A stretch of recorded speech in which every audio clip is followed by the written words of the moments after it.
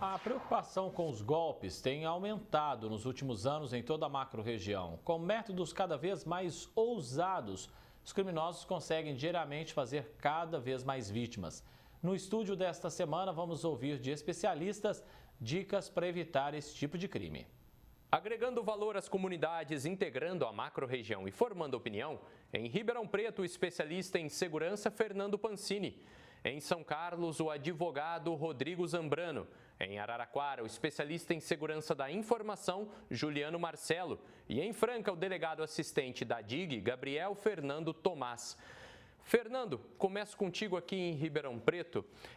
Não que os crimes das ruas tenham diminuído, mas é crescente estes crimes virtuais, os crimes através dos golpes ou estelionatos, né? A gente se preocupa muito com a questão patrimonial, as pessoas perdem muito dinheiro nestes golpes, mas também tem uma questão deles, às vezes, estarem envolvidos com crimes ainda mais pesados. Tudo isso merece a nossa atenção? Com certeza. Os crimes, todos nós, né, hoje não temos como fugir mais da internet. A internet entrou nas nossas vidas de uma maneira fantástica. Hoje você mexe com banco, redes sociais, WhatsApp, informações, todas as empresas usam as redes sociais para se comunicarem, né, os aplicativos de mensagem. Então, nós não temos como desvencilhar disso.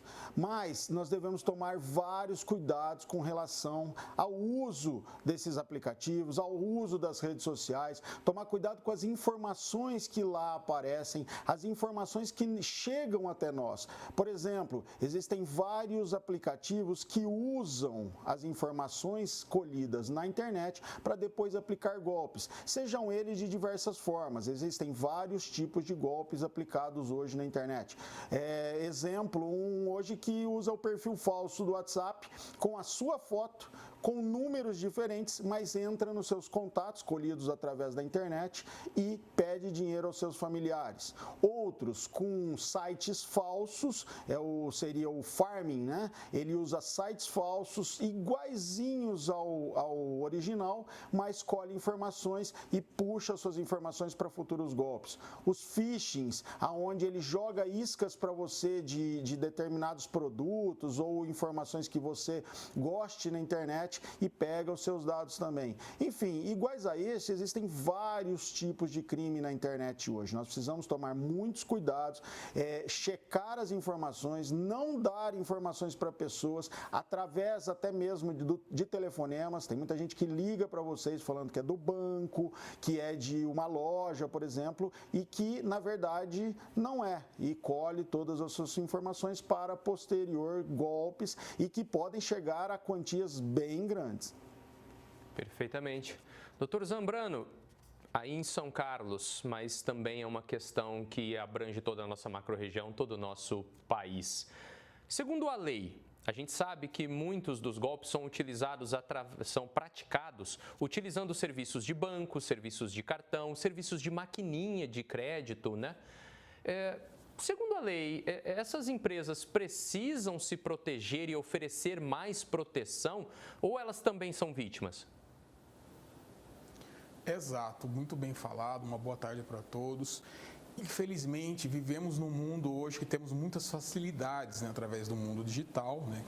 Através de um celular podemos levar vários aplicativos ali praticamente a vida toda. E com isso é mais frágil também, do mesmo jeito que nos ajuda também, infelizmente, aos golpes.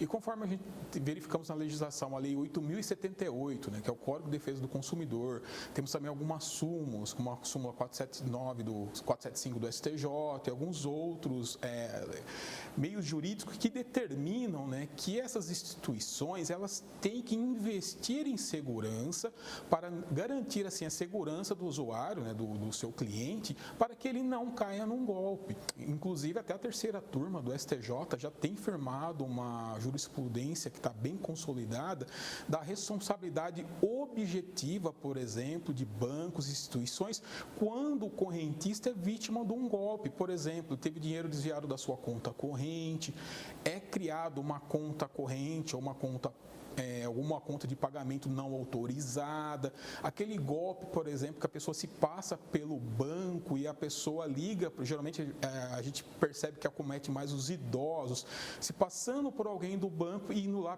pegar o cartão, né? O banco não vai te ligar para você entregar um cartão, entre outras situações onde que determina que essa instituição é responsável, né, por proteger então o seu consumidor, sendo passível ainda dela ter que pagar uma indenização em decorrência de um golpe praticado por terceiro em seu nome. Correto. Juliano, eu já vi muita gente que se diz expert ou muita gente que parece ter o domínio das tecnologias, do uso da internet, do uso dos celulares, das redes sociais, também sendo vitimado em golpes. Agora, a gente não pode só focar nessas pessoas que já têm algum preparo, né? A gente tem que furar essa bolha e saber que a maior parte das pessoas ainda está apanhando das tecnologias, ainda está tentando aprender com elas. E aí, a gente dá muito mole para os bandidos? É uma boa pergunta. O que a gente percebe muito é que a falta de conscientização das pessoas no uso da tecnologia e um pouco da ignorância das pessoas são exploradas pelos malfeitores, aí, as pessoas mal intencionadas. Uma das técnicas muito usadas para fazer esse tipo de ataque, né, esse tipo de fraude, é a engenharia social. Então, muitas vezes não é quebrado nada tecnológico, né? Não foi invadido por causa de uma quebra de criptografia, né? Muitas vezes quem forneceu a informação foi o próprio usuário. Então, seja ele porque ele foi vítima de phishing, por exemplo, ou ele entrou num site que foi clonado e disponibilizou a informação para o bandido, né? E aí foi vítima do golpe. Então, a gente vê muito a inexperiência da pessoa, né? Do indivíduo com o uso da tecnologia, isso ajuda bastante. E a gente vê também a inocência dessas pessoas ao receber uma ligação e dar a informação. Então, acontece muito isso. É uma ligação que a pessoa recebe, é um e-mail falando que ela recebeu um prêmio, mas ela tem que fazer um depósito para retirar. Enfim, né? Eles exploram muito essa técnica da engenharia social. Perfeitamente. Doutor Gabriel, Franca também foi muito visitada em 2023 por este tipo de criminosos. Às vezes eles agem sozinhos, às vezes eles agem em quadrilha. Qual é o grande desafio da Polícia Civil com relação a este tipo de crime? Boa tarde. Então, inegavelmente, com a atualização dos recursos tecnológicos, né, isso trouxe uma faceta positiva, né, mas também trouxe a negativa, porque os criminosos se aproveitam aí desses recursos e ferramentas para realizarem artifícios ali e aplicarem crimes aí através da internet, golpes fraudulentos, trazendo prejuízos patrimoniais para as pessoas. No pós-pandemia, isso aumentou a incidência criminal desse tipo de delito, em razão da necessidade das pessoas ficarem mais enfrascadas, né? Isso aí acabou que obrigando os criminosos a se inovarem, isso aconteceu. Tanto é que a Lei 14.155 de 2021 trouxe uma qualificadora para o crime de estelionato, um crime conhecido aí como fraude processual, e ele levou as penas do estelionato de 4 a 8 anos para casos em que as informações utilizadas pelo fraudador, ela foi obtida pela vítima ou por terceiro através de erro em rede social, contato telefônico ou qualquer outro meio fraudulento. Com essa gama de atuação aí e também somada à questão dos recursos de engenharia social, conforme já foi levantado aí, esses criminosos eles acabam atuando ali num ponto muito vulnerável da vítima, e a vítima, na expectativa de se beneficiar de forma imediata e fácil, ela acaba baixando a vigilância sobre seus bens e colaborando, sem saber, por estar enganada, com a conduta do criminoso. Esse tipo de golpe, ele aparece das mais variadas categorias. Ele é praticado por uma só pessoa, na grande maioria das vezes temos associação criminosa, não muito difícil também uma organização criminosa por trás disso aí, orquestrando todas essas condutas. E isso aí fez surgir o desafio na Polícia Civil, né, do combate e enfrentamento eficaz desse tipo de criminalidade.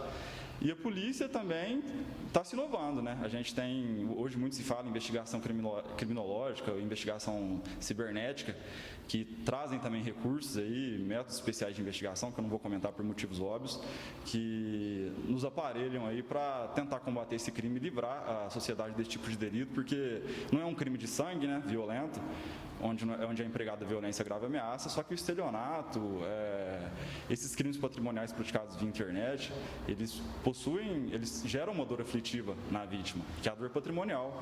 Muitas das vezes são pessoas simples que juntaram um pouco que têm trabalhando a vida toda e acabam sendo ludibriadas aí, entregando isso na mão do criminoso.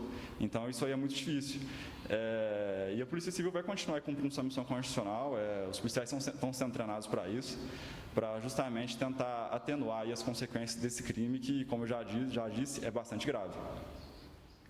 Pancini, no crime das ruas, a gente sabe que quem trabalha com segurança vai adquirindo ali um traquejo, inclusive de identificar o comportamento do criminoso, às vezes pelo olhar, pelo comportamento, por muita coisa.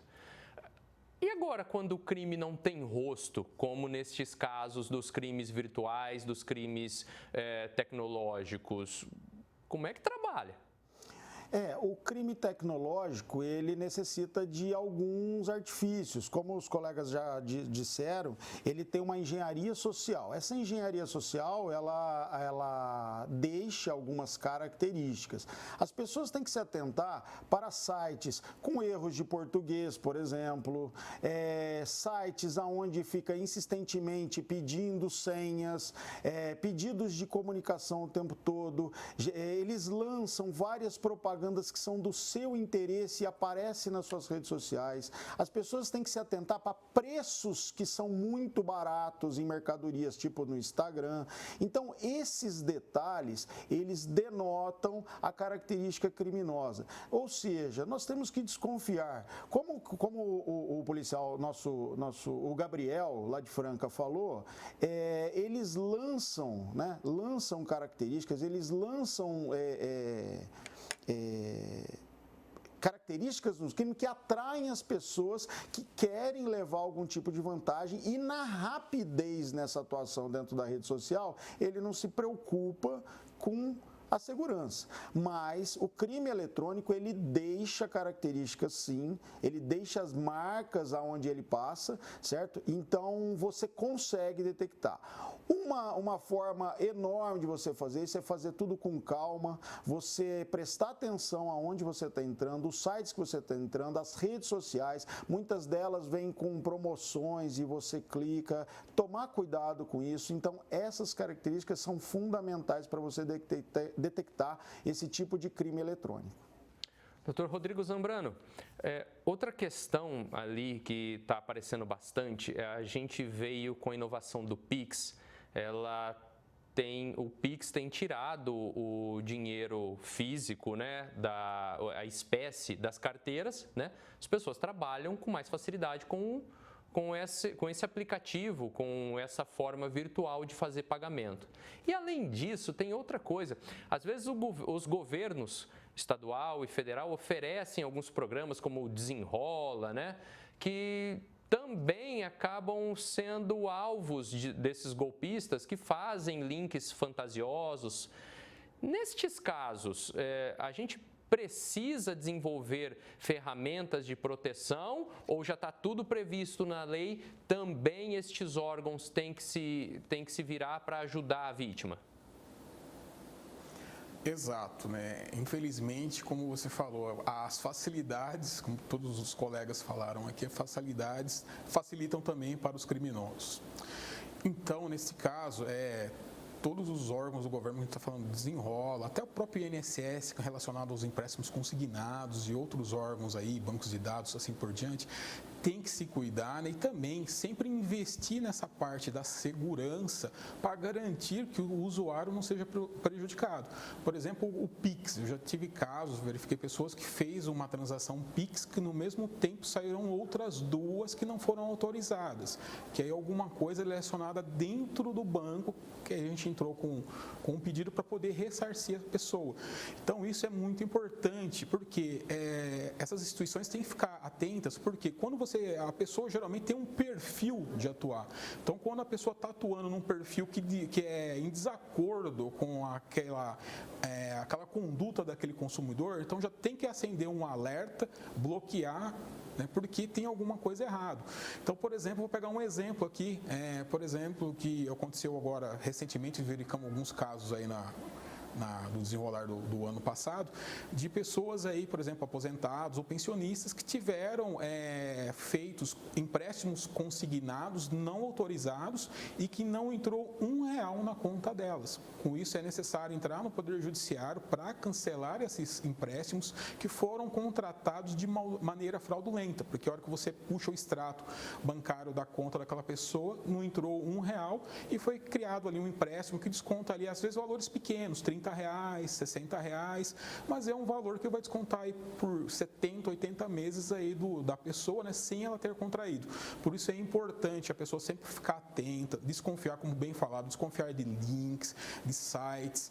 Vou fazer uma compra, o preço está muito abaixo, eu sei que o meu produto em média de mercado custa R$2.000, estão me vendendo por R$500, por R$1.000, está muito diferente, tem alguma coisa errada, isso é bom desconfiar. E também com relacionado, a gente está falando com o INSS, é bom a pessoa sempre olhar o seu extrato, se for o caso, tem ali no próprio aplicativo do meu INSS ou no site, a pessoa pode também fazer o barramento ali, impedir que seja feito empréstimo consignado sem autorização. O dia que ela precisar, ela libera. Então é importante ficar atento a todas essas informações para a pessoa acabar não caindo em um golpe, que infelizmente a gente verifica que a cada dia vai aumentando mais e mais os golpes aqui no nosso país. Juliano, bancos, órgãos públicos que têm nossos dados, grandes empresas do varejo, elas são bem atualizadas com sistemas de segurança tecnológicos? O que você conhece dessa área? Essas empresas elas devem manter os dados, né? Inclusive tem a Lei Geral de Proteção de Dados Pessoais, né? Que é a LGPD, elas devem manter esses dados sigilosos. Então, para isso, existem várias técnicas e recursos que são aplicados. Então, essas empresas possuem firewalls, né, que são filtros de pacote, elas têm antivírus, elas têm políticas de segurança dentro da empresa. Então, assim como o colega comentou, né, você traçar o perfil. Banco, por exemplo, consegue traçar o perfil de acesso do próprio funcionário. Então, dá para saber, eles logam o que a pessoa fez e conseguem verificar, por exemplo, se o funcionário está acessando dado que não deveria. Então, tudo isso é possível, né? E são práticas feitas por essas empresas para evitar esse tipo de fraude. Mesmo com todos esses recursos, né? Você tem casos que acontecem alguns casos você tem funcionário envolvido na fraude, outros foi só por engenharia social, então é bem difícil. O que é importante lembrar é a questão do rastro, né? Toda vez que a gente faz qualquer coisa via internet, né? A gente tem, né? O meu computador agora, eu tô em contato com vocês. Meu computador ele tem um endereço, esse endereço é o endereço IP, que me identifica durante essa conexão. Então, eu tenho um endereço específico. E esses dados, eles ficam logados nos provedores da internet. Então, existe um rastro, né? Não é simples você chegar até a pessoa que cometeu o crime, mas tudo que é feito digitalmente, ele fica armazenado. Então, você tem que sempre ter em mente que é possível ser rastreado. O que a gente percebe muito é que o fraudador ele tem a presunção de que nunca vai ser rastreado, que nunca vai poder, ninguém vai chegar até ele. Na realidade, chega, né? Claro que tem todo um método, tem todo um trâmite legal que tem que ser feito para conseguir a informação, né? além das empresas, né, é importante que o usuário também mantenha os seus aplicativos de antivírus atualizado, que tenha um firewall no computador de casa, né?